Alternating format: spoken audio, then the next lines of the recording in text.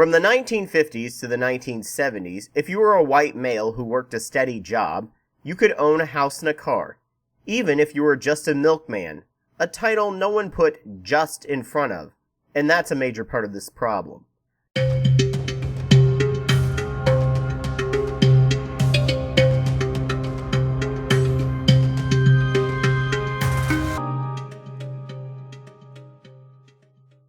Your income was mostly dictated by your level of education. A bachelor's degree meant a significant bump up in pay, on up to a master's degree. But back then, you didn't need a degree to do well. Even a high school diploma wasn't absolutely essential for success. Many well-paid jobs such as factory work, clerical work, and sales ensured a good living to raise a family with. Blue-collar work was kept well paid by unions, because if they weren't paid what they considered a decent wage, they would create a labor scarcity which would increase their own value. This worked very well, but over time, things started to degrade this model. White-collar pay was kept high by market demand, and since they could just as easily go work in a unionized, well-paying blue-collar job, they had to be paid even more for their skills. Thanks to this, white-collar workers never bothered to unionize, but got all the benefits from a union. Technology began to change drastically in the 80s. Computers and robots began to completely upend the entire system we ran on. Blue-collar workers began getting stripped of available work as machines could now do much more with much less. Had white-collar workers noticed this gradual change soon enough, they would have unionized. But the narrative and understanding of how unions kept pay high had been lost over the decades of prosperity. Unions to non-union members had developed a sour flavor in their minds, from annoying strikes to the several corrupt and mob-run union groups out there. A new class of worker developed that helped spread this mindset as well: PR firms, marketers, and advertisers. They began to delineate certain jobs in the American mindset as just a fill-in-the-blank job, so they shouldn't need to get paid as much. While more and more jobs kept being replaced by robots and computers, certain jobs got pigeonholed into low-skilled wage or even women's work. Women have always worked for less than men for many reasons. However, studies have shown that when a scientific field becomes more and more female-dominated, the pay for everyone in that field begins to decline, as it's now perceived as less difficult and less worthy of higher pay and esteem. My field, life sciences, as well as archaeology and geology, used to pay 10% higher when it was a male-dominated field, and is still very difficult and has a big impact on the world. Life sciences and GIS especially. But the second women got into the field, the pay began to drop and became classified as women's work. As women continue on into further STEM fields, we're going to have to seriously figure out better pay controls to prevent all STEM from being viewed as women's work.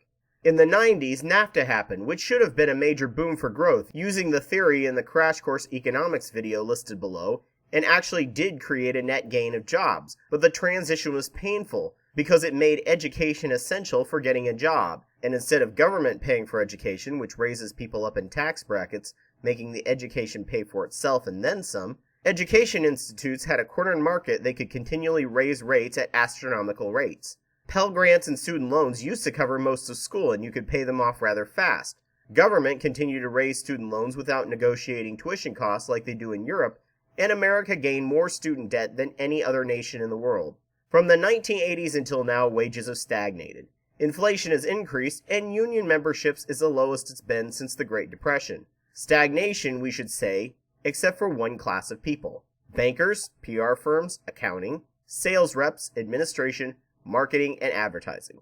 Not to say that what these people do don't deserve to get paid what they do, but isn't it interesting that the only people whose salary has risen with inflation are the people who either work with money and people whose entire livelihood is based on trying to sell you something you may or may not need? Networking is your entire job, and the more you can BS, the better you are at it. Sales reps can make up to 6 figures, and many I've talked to are staunch conservatives who think we all just want a handout.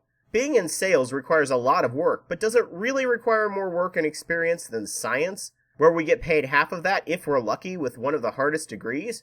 No, but if your entire job is BS, networking, and sales tactics, you get to be a master at convincing people paying you just how much you should get a raise, while people working hard to discover and spread truth like scientists, teachers, and other STEM fields are stuck. Even doctors are having a shortage as student loans are so high to be a doctor, That you will notice a long-term difference, but it really doesn't feel worth all the stress, and many getting out of school have to work for a big corporate-owned hospital to pay for their loans when they get out and become so burnt out they become cynical and forget why they wanted to become doctors in the first place, to help people. Becoming a PhD used to mean money and social status. Now it means you'll probably get paid around 1/3 of what you're worth and have to fight a battle or Kickstarter to get grant money. Administration has infected many companies as well, and learning institutions, and positions will be created for one's well-connected friends, while people doing the actual work get paid less and less. Getting tenure at a university these days is nearly impossible, and adjunct professors are hired who never know if they'll have work the next semester. Persuaders, networkers, and financiers are the only people making much in the way of wealth these days, and have either remained immune from inflation and stagnant wages, or taken a larger share of the economic pie. That's why setting wages based solely on free market systems does not work. There is no way a sales rep creates a greater social benefit to society than a teacher or a scientist. People are not rational and are incredibly easy to manipulate. Everything is worth what its purchaser will pay for it. But if the worth is based on who can sell their job as better, whether based on truth or not, we will end up with a fake, flashy, inefficient society where essential but undersold labor is marginalized and underpaid, and society has no actual substance at all. A Gilded Age, if you will. Hey there, thank you so much for watching this video. If you liked what you saw from my channel, please subscribe and donate to my Patreon. If you have evidence to counter what I say, please provide it. If you would like to see what I was doing with this channel 5 years ago, please click the links on the screen. Thank you so much.